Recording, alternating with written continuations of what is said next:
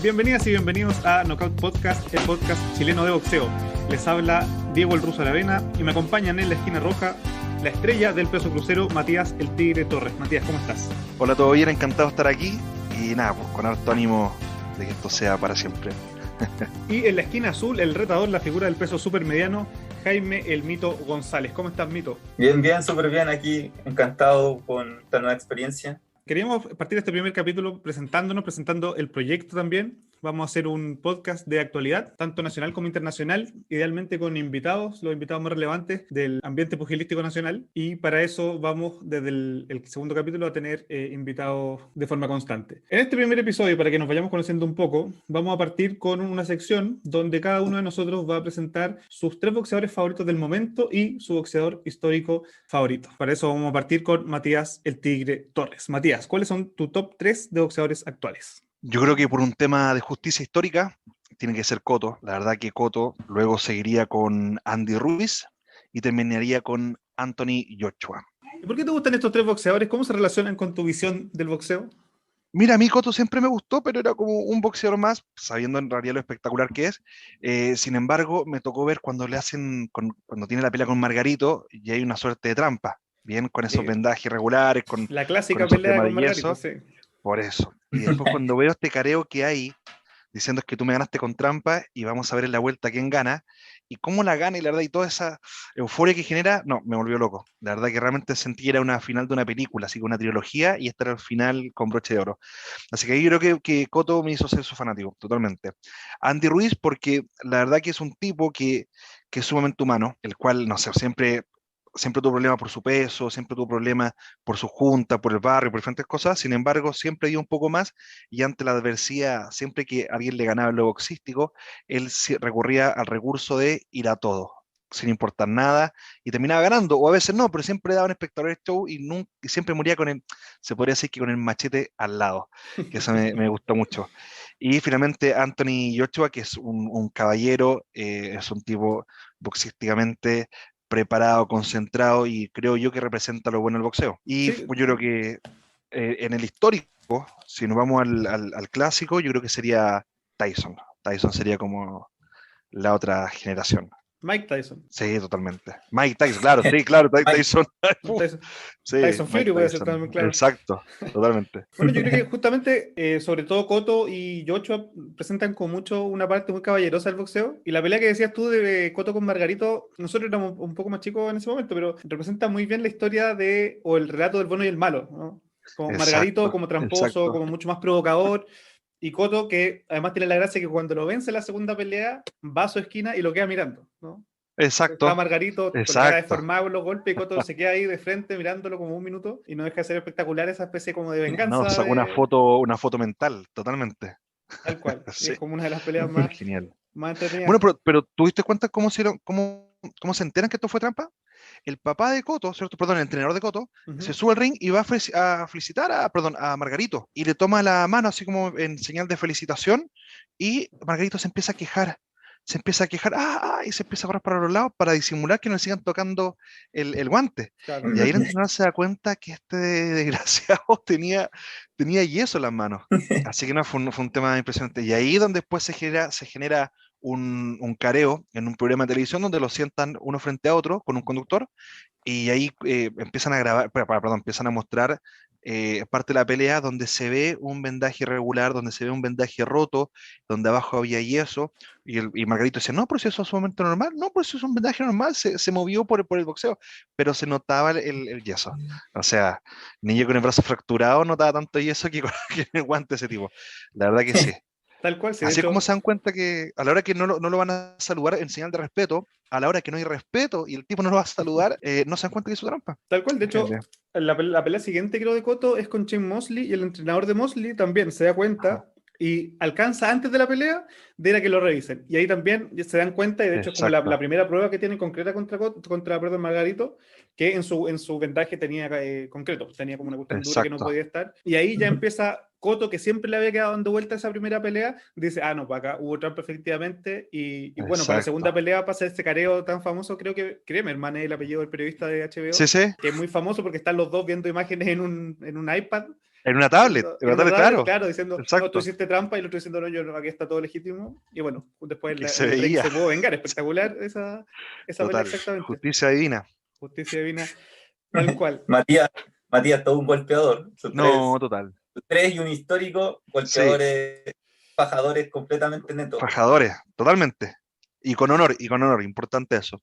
Es verdad. Y Mito, tu top 3 actual, más tu histórico, ¿cuáles serían? Mi top 3 actual, si tengo que hacer un podio, primero el Canelo por donde se mire. Después solo pondría a Ryan García antes de Tyson Fury, por el tema de que yo me siento más caracterizado con las divisiones menores, que son como a mí me gusta ver el boxeo. Y de tercero, como dije anteriormente, Tyson Fury. El porqué es netamente el esquive que tiene, el esquive y la velocidad que tiene. Si bien Ryan no tiene tanto como muestra Fury en su pelea o como muestra el Canelo, que mueve la cintura, mueve la cabeza, se tira hacia adelante, se tira hacia atrás, no le llegan los golpes, casi que se ríe la defensa del Canelo, sí. Ryan tiene algo que es una velocidad de golpe y poder para su división, que yo creo que no es normal y no lo había visto hace mucho tiempo. Son los tres. Y el histórico, por lo mismo que a mí me gusta más el tema de esquivar y de la velocidad, Sugar Ray Leonard. Sugar Ray Leonard me gusta demasiado su forma de pelear, la forma en que se movía en el ring, los toques y salidas que tenía era una cosa que al principio yo lo vi en una película. Lo caracterizaron y después dije, no, yo lo tengo que ver cómo era en la vida real y era impresionante. De hecho, tiene esas peleas clásicas con Mano de Piedra Durando, donde era justamente un choque de estilo. Y el fajador tradicional, Mano de Piedra, intentando cortar distancia y empezar a agarrarse a combos, que era su especialidad, contra un Sugar Ray que tenía un trabajo de pelea espectacular. Que de hecho, siendo distinto como en estilo al Canelo o a Tyson Fury, tienen esa cosa de que es muy difícil pegarle, ¿no? El Canelo en los días es casi imposible golpearlo, y fue una de las cosas por las que le ganó a Golovkin en la pelea como más clásica que tiene de los últimos 5 años, por lo menos. Más de alguien me preguntará por qué no Mayweather Jr., que es el último como de real de ese estilo de que pegaba y no le pegaban nunca. Tanto de que la pelea contra Pacquiao, la pelea que tuvo contra el Canelo, recibió como 5 golpes en toda la pelea, pero la pelea igual se dio a decisión. Entonces, yo creo que él no, porque yo lo conocí más como era fuera del ring, y era un levantado de raja. Él decía, yo soy mejor que los demás, lo demostraba, pero aún así era demasiado ególatra. Entiendo.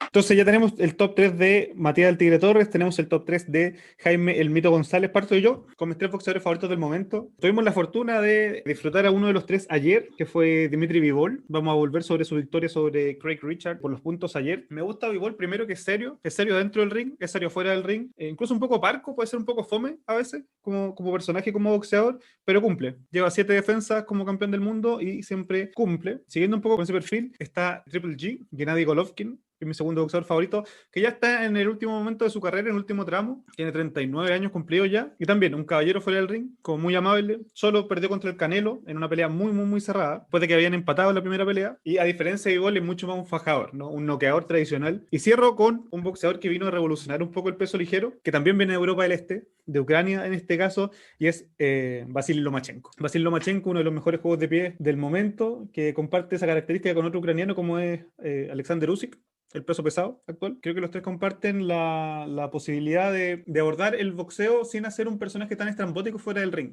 ¿no? Y eso me llama la atención. Son gente más bien parca fuera del ring, muy profesional y con estilos relativamente similares, pero muy capaces de derrotar de manera distinta y convincente a muchos rivales.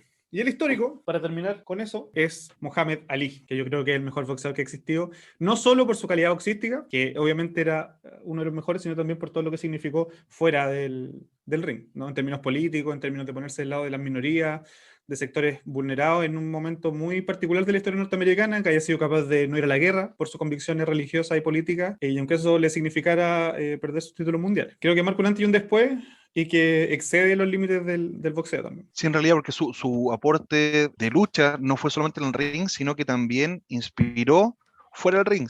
Eso es, la verdad que me llama bastante la atención, porque también fue un fuera de línea, en el sentido de que no es el típico boxeador que uno está acostumbrado, que tenga su desmadre, no sé, que salga, ¿cierto?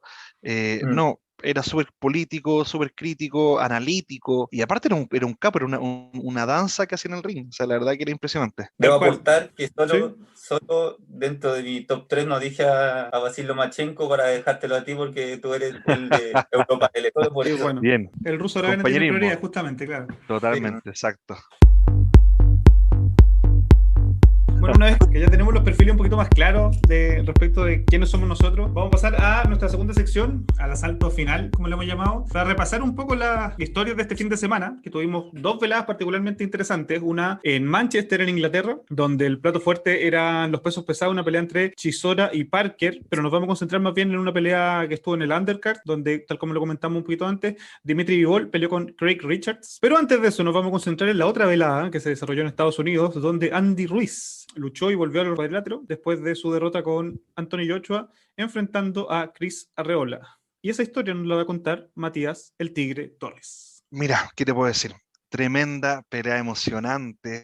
Te juro que yo estaba sentado en el sillón ya casi pegado al televisor. Parte Andy inesperadamente. Va, ¿Sí? Si bien la apuesta siempre te generan como un adelanto de lo que va a pasar. Bien, o sea, el 80% estaba votando por Andy Ruiz. O sea, era un hecho la causa. Pero mira, para dar un poquito más de contexto del por qué era tan importante esta pelea, te voy a contar un poquito que por ahí Andy Ruiz nace en el año 1989, ¿cierto? En California. A los 5 años, su padre, viendo que había mucho conflicto con pandillas por ahí en la frontera, para evitar la frontera sur, perdón, de California, lo decide meter a boxeo. A los 5 añitos empieza a hacer boxeo. Su primera pelea, ¿cierto? Es a los 7 añitos. ¿Cuál es el tema? Es que había muy poca gente o niños de su edad que tuviesen el peso que tenía Andy. Por ende, siempre a Andy le tocaba pelear con tipos mayores. O sea, básicamente a lo mero macho. A lo mero macho, como te criaste, ya está, y van para allá, ¿cierto? Por ahí en el año 2008, Andy Ruiz estuvo a punto de representar México en los Juegos Olímpicos de Beijing. Sin embargo, tuvo una pelea anterior, a la cual perdió, y eso le impidió ahí representar a México. Bueno, se me escapaba también que a los 7 años, cuando parte con su carrera boxística, ¿cierto? Es tomado por el entrenador cubano Fernando Ferrer. Recién esto hace un añito atrás que por fin se engancha los guantes con Anthony Joshua, que dicho sea de paso, Anthony Joshua no iba a pelear contra él, tenía otro competidor que sale positivo, ¿cierto? En doping. Por ende, el equipo de Andy Ruiz dice, bueno, nosotros tenemos un peleador, y Anthony dice, bueno, la verdad que está fácil, así que vamos. Bien, se van a pelear, y efectivamente logra lo inesperado. Ahora, Andy, perdón, es un tipo de peleador el cual, cuando se le acaban los recursos, va con todo y la verdad no le importa nada más, y es básicamente un muere-muere, que fue lo que pasó en esta pelea.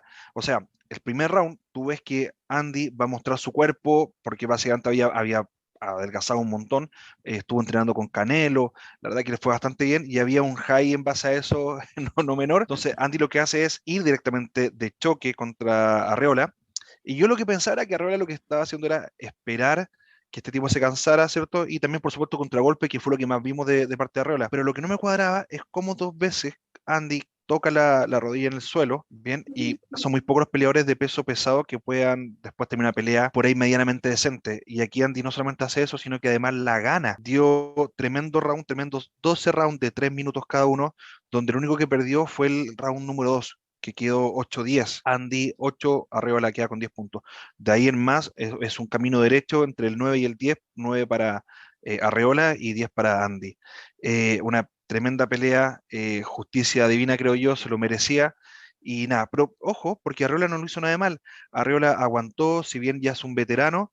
Todos esperaban que Arreola fuese a caer en el knockout por ahí en el tercer round, no más que eso. En el quinto incluso llegué a pensar yo, puesto que una pelea de peso pesado no es para aguantar hasta el round 12, por la cantidad de la potencia que tiene estos golpes. Pero nada, insisto, fue una pelea de caballeros. En todo momento ellos se saludan, en cada momento se pregunta si están bien, porque en un momento Arreola hace una mague, que no sé qué tan verdad será, pero bueno, hace una mague de que le dolía el brazo. Y Andy Sí, le como pregunta, ¿estás bien? en el ¿Puedes hombro. seguir? Claro, Sí. claro, pero no sé no sé, yo creo que también pasó algo de estrés, y que uno se cohíbe en el momento de la pelea, que uno ocupa otros recursos, quizás para justificar.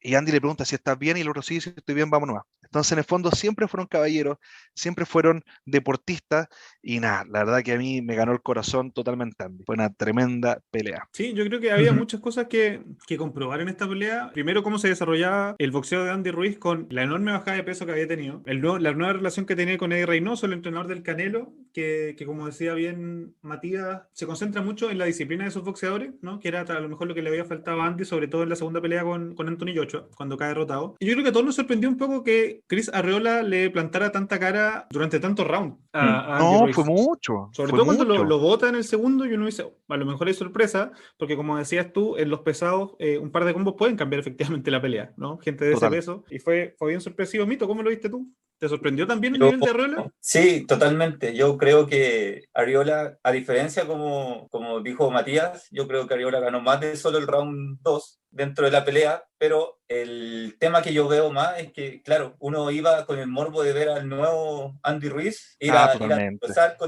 ir a destrozar con su nuevo team, el Team Canelo, a ver un peleador totalmente diferente por su bajada de peso, pero lo que más yo creo que le afectó y que quizás hasta el round 8 no se sentía muy cómodo era que entraba, pegaba combinaciones de poder y aún así Arriola seguía hacia adelante. Y eso yo creo que debe ser solamente porque él no estaba acostumbrado a tener tan poco peso, entonces su poder era menor. Yo creo que eso es un factor importante que Sí, tiene la bajada de peso en los pesos pesados. Que sí, al bajar de peso, uno pierde, gana velocidad, pero pierde poder. Es verdad. sí, mira, yo creo algo parecido, pero no tanto. Yo creo que si por ahí Andy aguantó más, porque Arriola le conectó unos combos pero impresionantes. Bien, lo que sí me sorprendía es por qué conectaba tan poco jab. De hecho, el mismo entrenador le dice, me sorprende, no entiendo por qué uno ha conectado ese tipo de jab. O sea, sí, puso hartos cruzados, descendente, ascendente, todo lo que tú quieras, pero en el fondo el jab faltó para Arriola. Sin embargo, todas las veces que Arriola conectaba en la cara, lo daba vuelta. O sea, tú lo ves en cámara lenta y la cara se le deformaba, le giraba toda la cara.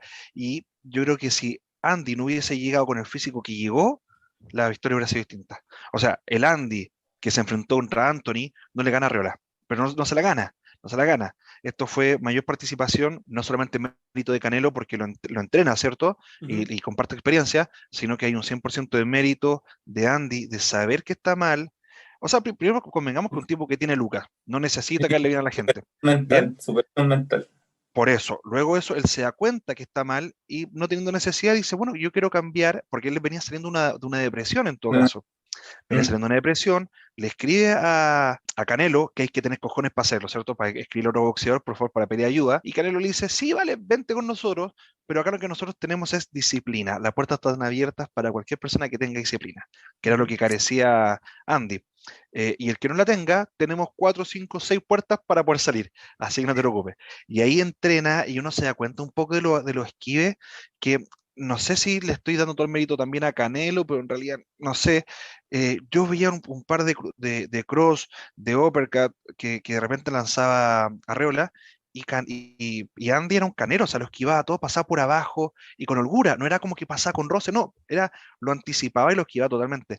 Insisto, yo creo que el Andy de Anthony no va, no gana bajo ningún punto de vista, y este nuevo Andy 2.0 tiene mucho más por entregar. Sí, yo creo que Eso justamente es. eso es como la reflexión más interesante respecto de Andy Ruiz. ¿Hasta dónde puede llegar? Dice que va a tener la opción de volver a disputar un título mundial, entendiendo que Joshua con Fury deberían próximamente anunciar una pelea entre ellos y que todos van a quedar un poco esperando el resultado de esa pelea. Porque no es solo Andy Ruiz quien va a estar esperando al ganador de eso. Alexander Usyk subió desde los cruceros y tiene que pelear pronto porque lleva un tiempo sin pelear también, de inactividad. Está Dillian White también, que yo creo que es el que tiene el mejor currículum sin nunca haber disputado un título mundial en los pesados. Entonces, va a ser interesante qué pasa con Joshua, qué pasa con Fury, cuándo van a pelear, si es que efectivamente lo hacen durante este año. Y además, qué pasa con todos estos aspirantes que están esperando que se desarrolle esta pelea de los ingleses y a ver si pelean entre ellos a lo mejor. Yo creo que un Andy Ruiz contra Alexander Usyk sería una gran pelea, o incluso con Dillian White. También sería una pelea interesante para que Andy Ruiz se ponga como en el fondo en el tercer lugar dentro de los pesados y pueda estar esperando al ganador unificado del Joshua Fury que estamos todos esperando también. Totalmente, totalmente. Sí, se vienen buenos pleitos en los pesos pesados también. Quedan ¿Ustedes pronto. cómo ven las peleas? ¿Qué hacen para ver las peleas? Yo la verdad he empezado de a poco a intentar puntuar para ver qué tan perdido estoy con respecto a los jueces. Y eso es como la actividad que he empezado a incorporar dentro de todo. Pero depende mucho de los horarios, sobre todo. A mí lo que más me alegra es cuando pelean en Inglaterra porque lo podemos ver tipo 3 4 de la tarde Claro. y no esperar cuando pelean en Estados Unidos que hay que esperar hasta Oye, las 12 te 1 mata ver una pelea a las 11, no, perdón, que 11, ojalá a las 11. Esto es a las 12, 1, 2 de la mañana. Mira, yo soy súper honesto, la verdad que yo parto el tema de las artes marciales con UFC, siempre me encantó. Más, por supuesto, con McGregor, que ya era una bestia, y con Silva, ya partía con Silva. Y claro, yo me acordaba que hacía asadito incluso para ver las peleas, después ya con menos energía, ya más cercano a los 30, ya una tablita, después un cafecito, una cervecita, puede ser, no sé. Y después me empiezo a enganchar con el boxeo, que fue netamente por Coto, ¿Ya? porque veo algo que no había en la UFC. Si bien en la UFC la gracia perdón, de la MMA, porque UFC es un tipo, Una marca. claro, bueno, entonces lo que veo en el MMA es que tú puedes usar todos tus recursos, sin embargo, en el boxeo era un deporte demasiado caballero, donde la persona que apoya la rodilla en el suelo, se espera a que se reponga y vamos de nuevo. No hay un yo te ataco en el suelo, porque es algo que uno podría hacer naturalmente. No da eso, tirar al suelo, patearlo, todas esas cosas que son emocionantes para ver, más no así creo yo, o para mí, claramente hay personas que pueden pensar distinto, practicar. Ujú. Bien, versus en el boxeo es un deporte que te da la seguridad de que tú estás simplemente midiendo quién tiene mejor habilidades, ¿cierto? Y quién es más estratégico, pero la igualdad de condiciones y los dos de pie. Y eso me ganó el corazón totalmente. O sea, cuando ya analicé más el tema de las artes marciales, me di cuenta que boxeo era impresionante. Sí, yo Mm. creo que tiene mucho eso respecto a la igualdad de condiciones y que en el fondo es, no sé si más reducido las opciones como estratégicas que uno tiene, pero sí que es mucho más igualitario en el fondo la posibilidad de derrotar a tu oponente, en el Yo fondo. creo que incluso es más humano porque, insisto, en una película tú puedes ver a Vin Diesel tirando un concreto en la cara a una persona y seguir peleando, y Ujú. dices, bueno, ya, está entretenido porque es una película. Después tú ves la MMA y tú ves un tipo pateándolo en el suelo y tú dices, o sea, que se acuesta, se tira encima tuyo con un codo, te rompe la cara y tú dices, ah, bueno, ya, MMA. Pero en el fondo no es algo que uno diga así como, esto no es humano, porque uno en la vida real no lo haría. Insisto, siempre hay alguien que diría, sí, yo lo haría, ya, perfecto. Pero en el fondo no es algo natural. Pero cuando se da la opción de tener una persona frente a ti y boxear y aguantarte los puños, porque los puños se te caen, los puños al tercer round ya se te empiezan a caer, Sí. la fatiga, el tema del protector bucal no te permite respirar, las primeras peleas que son con cabezales no te deja ver, te suba la cabeza, te suba todo, pero te salva de recibir golpes. Yo creo que el boxeo es lo más cercano a una pelea digna que debería haber y con honor como tal. Eso justamente yo creo también parte de la gracia del boxeo, que tiene reglas mucho más acotadas y que cada vez se está intentando también proteger más a los boxeadores. ¿No? Eso lo Total. hemos hablado un par de veces como fuera del programa, pero en el fondo cómo uno puede ir intentando asegurar que la integridad de los boxeadores dure toda su carrera, que es un tema a tratar. Sí, Que yo creo que total. para la UFC en algún momento también va a ser tema, porque los knockouts de la UFC yo creo que son más brutales que los del boxeo. Entonces, Claro. hay que pensar como qué pasa en el largo plazo con los boxeadores, que hoy día, como decíamos, están más cuidados que antes, pero que a lo mejor van a necesitar ciertas mayores garantías para poder alargar su carrera de la mejor manera posible. Pueden quedar sin secuelas, ojalá. Más allá de que aceptemos que es un deporte de mucho riesgo, porque bueno, es un deporte que se trata de pegarle al oponente. Sí, pero, Algo una que, persona que salta en motocross usa casco y usa un mono que le llaman, ¿cierto? Que es un Claro. traje de cuero con protecciones. El fútbol americano, que es una brutalidad, también usan protecciones, usan casco, usan todo. Yo creo que sí, el boxeo le quitaría la gracia quizá a usar casco, porque los guantes ya de por sí cumplen la función que cumpliría un casco, creo yo. Y por eso es tan importante también entender que cada categoría se pelean con onzas distintas, que también en base a la protección del boxeador. mm. Claro. Entonces, yo creo Y que que eso de lo hecho cumple. cada vez son más pequeñas las categorías, po. En el fondo, cada vez Exacto. es más igual el peso que uno tiene con su oponente, porque hoy día son casi 3 4 kilos de diferencia entre cada categoría. Sí, Entonces, el máximo de diferencia que puede haber es más bien chiquitito respecto a cómo era antes, que eran casi 6 7 categorías en total. Entonces, tú puedes tener una Sí, diferencia de 5 o 6 kilos con tu oponente y igual. no, pero se nota, o sea, Claro. imagínate un Andy Ruiz contra un Coto, y Coto me llegara, me Ya. debe medir 1,60 m, algo ahí, y Ahí Andy había más de que 6 está kilos, sí. pesando, por eso, ahí es más, totalmente, ahí hay una diferencia abismal. Claro. yo veo que ha mutado el boxeo más por las reglas, por los mismos boxeadores. Los estilos que se están viendo ahora son netamente más de no me golpeen a yo golpear o no noquear. Si yo te puedo resistir los 12 Sí, rounds sin que tú me golpees y te puedo conectar, las tarjetas van a decir que gano yo. Yo creo que o eso es sea, lo que se está sí. viendo ahora. De hecho, lo que le decía el entrenador de Andy, le decía, lo que tú vas a hacer es algo súper simple, para ganar el último round, para asegurarte el último round. Entras, 1, 2, sales. Entras, golpea Exacto. abajo, 1, 2, sales. Bien, claro. Y yo creo que igual es emocionante porque si bien no hay nada más entretenido que ver una conexión casi de imán entre un puño y una cara. También algo que sea súper entretenido y casi poético, el esquive. Cuando a ti te llega una ráfaga de combo, ¿cierto? De combinaciones, que era lo que hacía, perdón, lo que hacía Andy, porque para evitar el contragolpe de Arreola, lo que Andy tenía que hacer era hacer combinaciones, porque no le daba tiempo de contragolpear, porque cuando Andy daba un jab, lo devolvía a su mano y Arreola entraba con el combo también, ¿cierto? Contragolpe. Pero cuando después Andy entra al 1, 2, 3, ese tercero no le permitía a Arreola reaccionar. Y además, ¿cierto? Diciendo que, asumándome lo que decía Jaime, el esquive es fundamental. Y insisto, es una especie de danza donde tú ya casi te memorizas las combinaciones, porque en general es jab, cross, cross, uppercut, ¿cierto? Que la combinación es como tradicional, y uno ya más o menos sabe para dónde viene y casi es un tema de psicológico o espiritual, donde tú te conectas con el ambiente y tú empiezas a esquivar todo. Y uno Y no entra hay en la nada más Matrix, como dicen entretenido. algunos. Claro. Es claro, entras en zona. Sí. Entras En la zona. en la zona, y ahí es donde tú te das cuenta que en el fondo no te llega ni uno y no hay nada más Y entretenido eso, que sentir la desesperación del contrincante que te tira creo que 15, 20 combos y no te llega eso ni es uno. algo eso es algo que vamos a conocer nosotros a medida que el programa Ah, siga claro, y tengamos entrevistados de ese tipo, porque, sí. claro, yo lo veo, o sea, lo transmiten en la tele de que si te tiran tres y esquiváis los tres, que hay con una adrenalina de este no me va a tocar, puedo entrar como No, quiera. vaya a la guerra, sin problema. Pero justamente respecto como del el boxeo que enmarcaba el Jaime y la manera en que los boxeadores como que se acercan a las peleas, Dimitri Bivol es un gran ejemplo de cómo un boxeo más bien conservador y defensivo da muchas victorias ya cimentado un camino, en Bivol en particular. Bueno, Bivol es campeón del mundo de la WBA en peso semipesado, lleva 7 defensas al título mundial y la mayoría de ellas lo ha obtenido por puntos, donde marca una diferencia con sus rivales muy ostensible en los primeros rounds y después los maneja, los administra y termina venciendo. De hecho, pasó eso el día de ayer con Craig Richards, donde pese a que las tarjetas fueron relativamente estrechas, Bivol logró marcar la diferencia, logró volver a ganar y espero que pronto tenga la oportunidad de unificar títulos. Pero justamente lo remarco porque es muy similar a lo que decía Jaime, ¿no? Es un tipo de boxeo que se centra muy estratégicamente en las tarjetas y que en el fondo es capaz de derrotar a un boxeador que asume en determinado momento de la pelea que tiene que empezar a arriesgar porque si no el rival le va a ganar en las tarjetas. ¿Qué le pasó cuando le ganó Joe Smith, que hoy día también es campeón mundial?